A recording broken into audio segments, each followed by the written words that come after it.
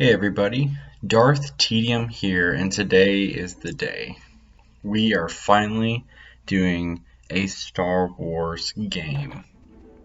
I know, it's been long awaited, but I decided we're gonna go ahead and do Battlefront 2, the OG 2005. It's the best Battlefront, honestly. It's got the best campaign. We're going to start with training because we have to do the whole 501st journal. The diary of a wimpy 501st. But, guys, I'm excited. My first day as a member of the 501st. It was hot, it was sandy, chaotic. Nothing at all like the simulations on Camino. Of course, that's pretty much the way it was for all of us, wasn't it? All that breeding, all those years of training. It doesn't really prepare you for all the screaming or the blood, play does this it? game all the time. Frankly, I'm still amazed we ever made it through the first hour. Never mind the first day. Ugh. You guys, this is the best. I apologize if it seems a little jerky, or it seems like I don't know what I'm doing. I have been playing, like, Now get out there.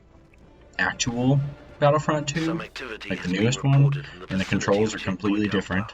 I had to configure this for my computer, but onto a controller.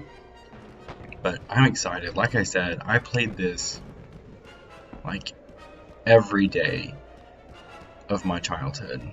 Mos Eisley Assault, love it. Like, I got proficient in every Jedi, every Sith, every character. I played the game to get legendary status in every single category, so I had all the legendary weapons unlocked. I had everything. I played it so much, our game disc stopped working in our PlayStation. Like, I love this game. It's such a good game. And the campaign is awesome because, hashtag spoiler alert, you actually get to play as the bad guys. Unlike the newest Battlefront 2, in which you play as the bad guys for 2 missions, and then you flip sides. No. I want to be the bad guys the entire time. But yeah, so we're going to play through the training mission today. Just get it warmed up, just so we can get out of those simulations, man. But we'll get started. But yeah, honestly, I don't even know where to start with this game. Like, I just remember playing so much, and hopefully this sends you guys back on this nostalgia trip. Like, I understand, like, people play through Pokemon and stuff. Like, people probably play through this game all the time. My dude just died there. But it's just such a good game. And, like, as a Star Wars fan, I think it's great. And I remember playing the original Battlefront, and it's like, this game, like, jumped so much more. Just on the campaign alone. Like, it's so good. But I think this, Lego Star Wars, obviously, and then, like, the first Force Awakens, I think those are, like, my top 3 games that I played all the time as a kid. And by kid, I mean, like, 10 to 12 to, you know, teenage years. But yeah, I enjoyed this stuff so much.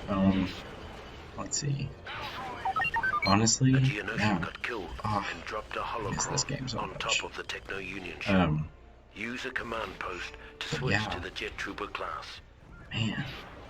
But now we can actually talk about Star Wars instead of doing Pokemon videos. I love Pokemon, but like, Star Wars is my heart. You can ask anybody I know, all of my family, all of my friends, and Star Wars is just this is my go-to. This is what decides if we can be friends or not. If you don't like Star Wars, you'll notice a decrease in the amount of talking I do with you. Obviously, honestly, my favorite Star Wars film is probably Empire Strikes Back. When I was younger, it was like the prequels for sure, because I was that age, I was the target age, and it was like, oh my god, these guys are so cool. I'm like, this huge action shots, and like, oh, it's a whole battle, and we're just seeing everything. And I was like, it was so cool. And like, now that I'm older, like, I like the storylines and stuff. When I was younger, I thought the like board meeting during A New Hope was so boring. I was like, why are we watching a meeting? But now I'm like, this is interesting. I know all those different characters. I love Tarkin. I love Vader for sure. But yeah, now I'm just like, yeah. I don't hate any of the Star Wars. Like, do I have negative opinions? Probably. I can find negative things about Empire Strikes Back if I look hard enough. Like, but do I let that ruin my experience? No. Like, I still am going, and I still went and saw every Star Wars that has ever been released. Like, and I've seen all the shows, and I've seen every single thing you could even imagine about Star Wars. Like, I've got it. Like, Squadrons is coming out. I'm gonna be playing it, probably on the channel. Rogue Squadron, that's a game that I have, and I could be playing it. You might see me playing Rogue Squadron before we go into Squadrons, just because that was also another game. Before we had a PlayStation 2, we had a Nintendo 64, and we played Rogue. My brother played Rogue Squadron. I mostly watched because I couldn't do the tow cable, so I sucked. But now that I'm actually good at video games, you know, I can actually play the game.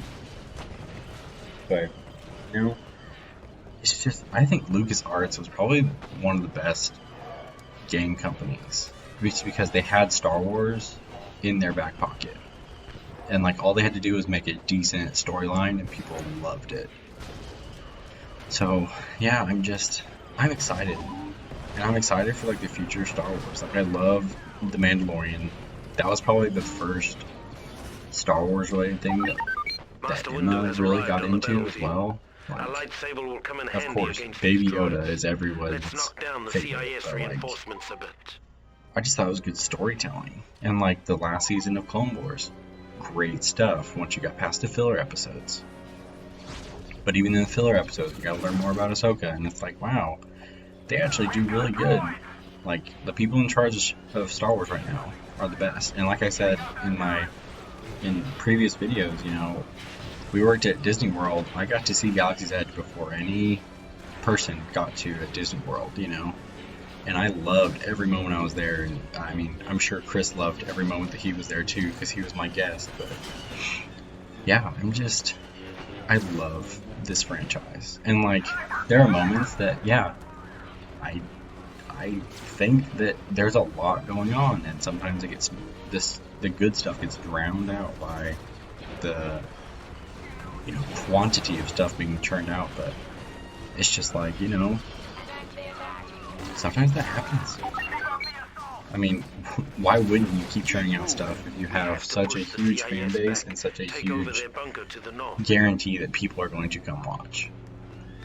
And like, yeah, I mean, we'll get more Star Wars thoughts on future videos, but I just wanted to drop in, let myself nerd out during this training session. We're almost done with this mission. We'll see how long these missions take, because there's some that I'm like, I know this takes like 2 seconds to do this mission. And then there are some that I'm like, this takes forever because I suck. And there we go. But yeah, guys, I'm gonna be quiet for the diary. Incredibly, the 501st survived the crucible of Geonosis, emerging battle-hardened and ready for whatever the war would throw at us. Alright, well, as always, guys, that's it for this episode, and may the Force be with you. Bye.